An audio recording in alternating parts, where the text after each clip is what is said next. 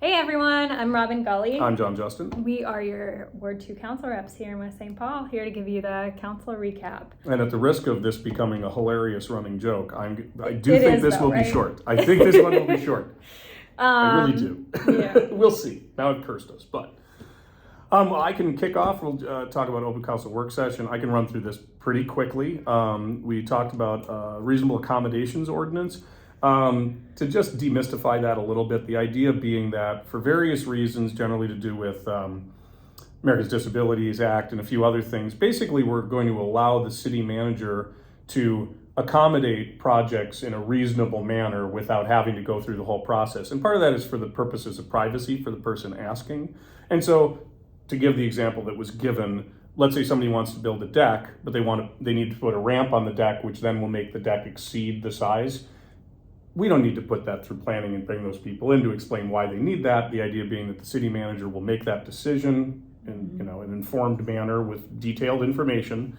And then even if for whatever reason the city manager decides, well, no, I'm not going to grant that, they'll notify the person in writing that you have the right to appeal, at which point it would still come in front of the council. So it's not like a dead end. The city manager can't block anything, but it just cleans up the process. And it keeps us in a nice, safe legal zone where we're not interpreting who should and shouldn't have accommodations. It should be pretty straightforward. We don't expect a lot of spurious ones. I don't think that's going to happen. So Yeah, but we always want to make it also yeah, easy for folks to do it. yeah, and we want to encourage people, if you need those accommodations, we're not here to say no to projects that have a reasonable reason to happen in your home, and we can move the rules to make that work when it's justified. So that's what this is for. Legalize cannabis interim ordinances. Yes, once again, we're talking about legalized cannabis. Your favorite topic. It's a common topic, so we must love it. Pretty straightforward. We're setting up for when the legislation finally comes at a conference, so we can move forward and do an interim chunk where we basically freeze everything until we get kind of things in a row to rewrite our entire ordinance that we spent a year writing, Yeah. but to fit the new laws, whatever they may be and however they come through. There will be some nudging of that around, I think, as certain things change or don't change, because there are some things that are still a little up in the air. But more of a housekeeping thing. It's not really change anything about how we're doing stuff. And you'll hear more about that once we get further down the road. But this is just preparing us for, hey, guess what? We're going to be doing this again. Hopefully with a framework from the state that makes it much easier, so we don't have to just invent it out of whole cloth, which we've had to do the first time, which was super fun. Not the last time you're going to hear about this. Nope. More to come. We talked about a couple parks we have that don't have names. The art park, as it's referred to, and then the pool park. Important to mention, that's not the pool. It's the park that's by the pool, which is its own separate entity. So the Parks and Recreation Advisory Committee had a subcommittee that came up with some names. They came in front of us. We shared kind of our thoughts on some of them. I won't get too much in detail. I think now this will go back to Parks and Rec. They'll bring forward one or two candidates, and presuming that we like it, then we'll have names for those two parks, which will help for people to know where they are and how to find them and what they are. So that's good. So I told you it'd be quick. Informational presentation on property tax. So our city manager brought forward basically a very straightforward, simple math property tax presentation. And we've done this before. I think this is probably the best, easiest way to understand how property tax works. I have to commend Nate. It was really straightforward. I would recommend, if you're curious, just watch it. I'm not going to do as good a job of presenting it as he will. It's pretty short, but it really puts it into there are nuances that are not covered because there always are, but the broad strokes are all there, and it really does help people understand, why does the property tax do this? How does the levy relate to this, And it's all really intermingled, and it's pretty mathematical, honestly. It's not like a lot of hand waving. It's pretty straightforward.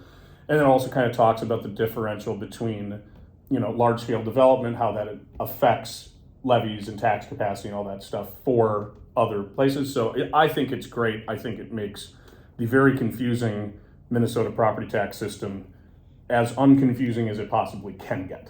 So I'd recommend looking at that. And then we just reviewed and talked about our strategic plan. Kind of did some tweaking on a couple things. Again, if you're interested in that, probably best to watch it and watch the discussion. There's also a pretty lengthy description of it in the spreadsheet and stuff in the agenda packet. Yeah, and you can see all the things on there, and most of that was the same. We did some modifications to a section of the economic development side that we talked through. We had some discussions on some of the renter reach out and rental right aspects of it, but I think we're moving forward with the same strategic plan, and we're just kind of honing those last little steps right now, I would say. Yeah. One thing that I would just add to that really quickly is that one of the things that we're trying to figure out as a city is how to communicate better with renters, but we're struggling with it. So if you are a renter, just like an informal survey, if you can tell us a little bit more about and reach out, you can post a comment here on like social media, or you can like send us an email or give us a phone call or text or whatever, and let us know how you get information about the city and about things that are going on in our community. That, we would take that back to the city and let us know what's working and what isn't, and what might work that we're not trying, because we're really looking for avenues. But of course, the best way to find out how to communicate with people is go to the people that you're trying to communicate with and ask them how they want to be communicated with. Because if we do it all from the top down, that's what leaves cities with the shrugging hands of like, I don't know, we just can't reach people. Right. And we're trying not to do that. So if you've got ideas, we'd love to hear them. Yeah. And that goes also, I always try to specify this, we're not just talking apartments, we're also talking single family home renters, which is another group that I think we don't hear enough from. Yeah. And that we want to protect the rights of, because they have the same issues a lot of times as somebody in an apartment is going to have, with potentially problems with maintenance and things like that. We want to help with that, so please find a way to reach out to us and let us know how we can reach out to you. Yeah. And actually, that brings me to something that I'm extraordinarily excited to talk about tonight, which is that our city has made some really great steps in improving translation services to community members. So speaking of communications and how we talk and interact with folks in the community, we for a long time have been primarily an English-based city, but we have, 30% of our population is Spanish speaking, is first language Spanish speaking. And so, we want to make sure that all of our communications are going out in the languages that are best for folks in our community. And so I'm not going to list off all the things that the city is doing, but we're making some really great strides. We have a lot of work to do still, but we've taken some good steps. Like our website is now available to be, so there's a button that will translate it into not just Spanish, but almost 100 other languages. I don't know if that's done yet or that's being done with the website refresh. I checked it out on the website. Oh, it's already there? Yeah. Oh, the fantastic. refresh is going to move Oh, it's it moving to the button, top. but it's already there. It's Okay, already fantastic. there. But we're going to prioritize it by having it at the top I say of the that, website. and I can't say for sure that they all work, but it looked to me like they all worked. Mm-hmm. So Great. Okay, awesome. Thank you. So, and we're going to now have an official Spanish version of the newsletter that isn't, so most, if not all of you, should get the West St. Paul newsletter in your mailbox. But now we're going to have a Spanish version. It's going to be on the website, but it's going to be highlighted on the front of the newsletter, so that if you get the newsletter and you prefer to read it in Spanish, it will tell you where to go. Yep. And you can just go to the website and read it in Spanish. So, and there's a bunch of other things in there, but those were the things that I thought were just the most exciting about the steps that we've made. And shout out to our city manager, Nate, and to Dan Nowicki, who have put a lot of work and thought into this, and we'll just keep moving it forward. Well, and one thing I wanted to highlight is that we are apparently doing some radio ads, or going to be doing some radio ads on El Rey, which is a great radio station, actually operated out of the building my business used to be in. Yeah. But that's one of those examples of that is not something that I think came from anybody on council. I think that's something staff came up with on their own. And again, getting to that point of how do we reach people through avenues of communication that they prefer, going to a radio station that they're already listening to is huge. Like, that's a big, smart move. So accolades to whoever came up with that idea. And it's one of those examples where, we do a lot as city council people, but staff comes up with really phenomenal solutions to stuff that are just self-generated. And I can never thank them enough. They're really fantastic. And that was a great example of that, I thought. We're really lucky to have a great staff. Yes. I know we say that a lot, but Bears repeating. bears repeating. So now moving on to the council meeting. So it was a fairly low-key meeting, but we did have a few things. So we had a proclamation declaring it Asian American Pacific Islander Heritage Month, May 2023. So that was exciting, and if you want to see it, you can go to the council packet, or you can watch that part of the meeting where we read off where I actually read off the entire proclamation.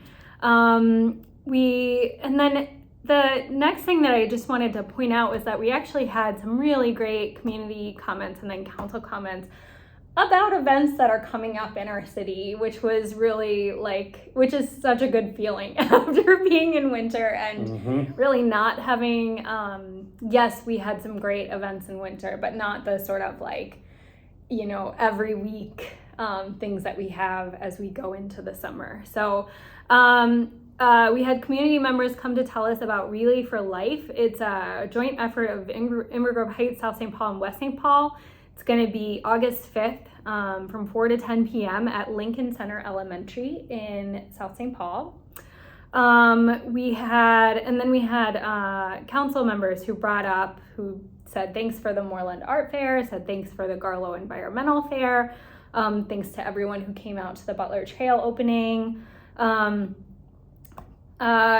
That we're going to have a bike rodeo coming up May 21st. Do you remember what time that is? I don't off the top of my head. The big thing to mention to people is been at the library previous years, because I've worked the maintenance booth, even though I don't know anything about bike maintenance, but Resident Ken Paulman held my hand and taught me how to do basic dumb things with bikes for kids, which is awesome. I can't make it this time, but it is going to be at Garlow this time instead of the library. I assume that's because of the amount of construction that's going on with the library and the library adjacent property. So just don't show up at the library. You'll be very lonely and sad. Go to Garlow. Go to Garlow. Yeah. May 18th, we have two things. We have a county litter pickup at Thompson County Park, and also at Thompson County Park in the Dakota Lodge, we have the State of the City address. You could, as Councilmember Arman pointed out, potentially do both if you were innovative with your technology and or able to sort of move between one event and the other because they're in the same location. We have the Garlow plant sale coming up at 9 a.m. this Saturday. Minnesota Valley Montessori is also having a plant sale May 20th and 21st from 8 to 4 at St. Stephen's. Yeah, that's where I think they're located, is St. Stephen's. Yep.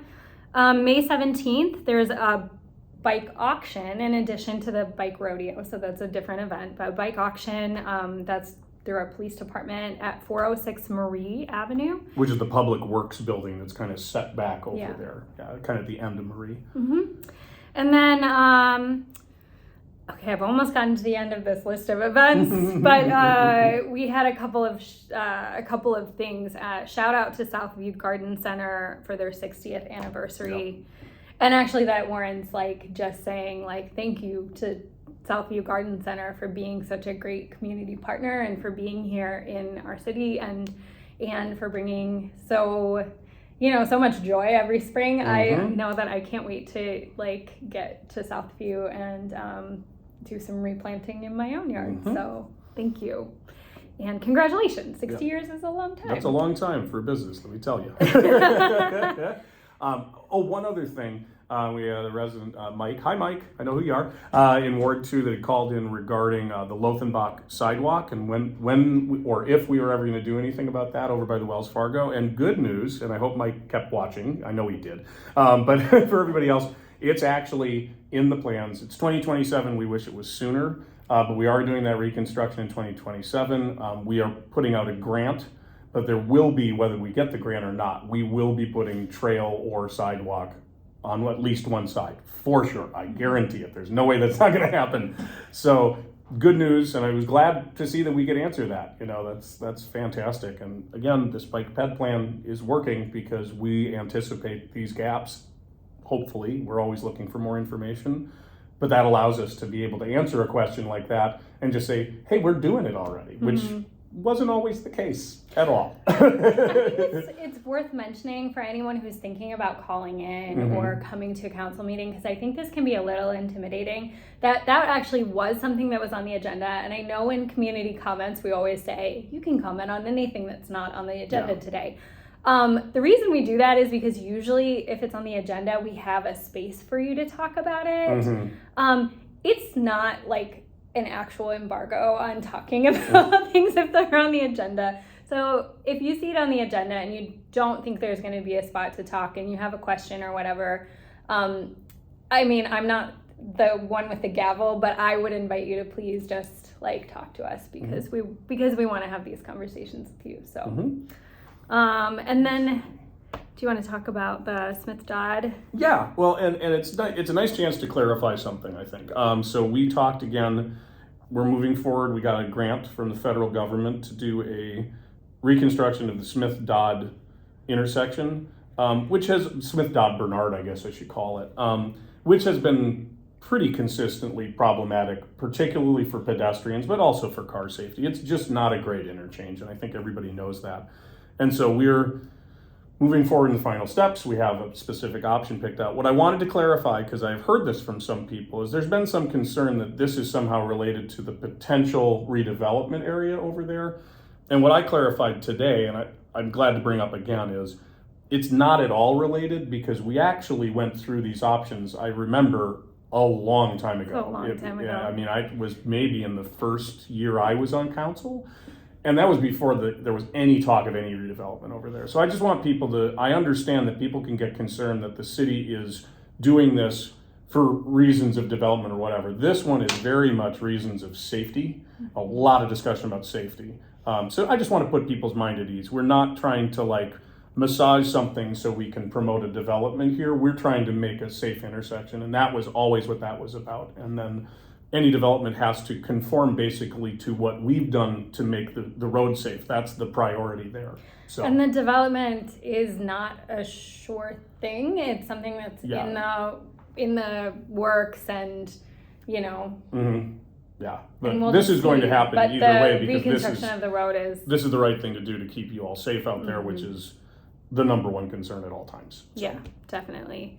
And then we had a first reading of the Reasonable Accommodations Ordinance, which we've already talked about. And then we adjourned the council meeting, and we had a quick EDA meeting that I'll let you. Yeah, and so this is one of those things where at first glance, if you read it, you probably have to read it 3 times to kind of figure out what's going on.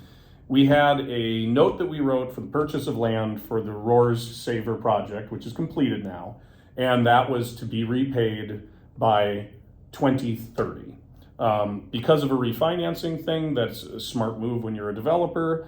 There are requirements with the refinancing that they want all terminations of any liens, loans, whatever, to match with their final termination point, which is 2023. So to do that, Roars, the developer, has actually agreed to give us $200,000 in a cash payment. Their initial payment, because they hadn't rented anything, was like $4,800. It'll be much higher future years. And they pay 10% of their revenue each year, and that's computed automatically. And so we got a $200,000 pre-down payment, which dropped it down to $980,000, I think, remaining. And that got moved out for an endpoint of 2023. The clarification there is, if that revenue exceeds that time span, so let's say 10%, they're paying us, $200,000 a year. I don't think that's the number. And it only would take 5 years to pay it off, will be paid off in that 5 years. It isn't like it pushes out their payments at all. It's just their final payment to bring everything square has to be in 2023. But it's entirely possible that this is almost more of a numbers game where everything aligns for their refinancing, but it doesn't really even affect us or affects us very little. And frankly, having $200,000 now is pretty nice. It's not a bad thing to get a upfront balloon payment that we can then use to do things in the city, which is great. So, and just a reminder, because I kind of said that really fast, the EDA is of course the Economic Development Authority, which is where we almost always take decisions about like development and things like that. So it's all council members. But it's an effectively. entirely separate board. Yeah, which But seems it's- confusing, I understand. We are commissioners on that and council members on the other. Yeah, we don't disagree with you if Yeah. you think it's confusing, but Yep, but that's the way that structural government works. How it sometimes. anyway, thanks everyone. If you've Yeah. gotten this far, have a great week. All right, sounds good. Get outside. Yes. Bye.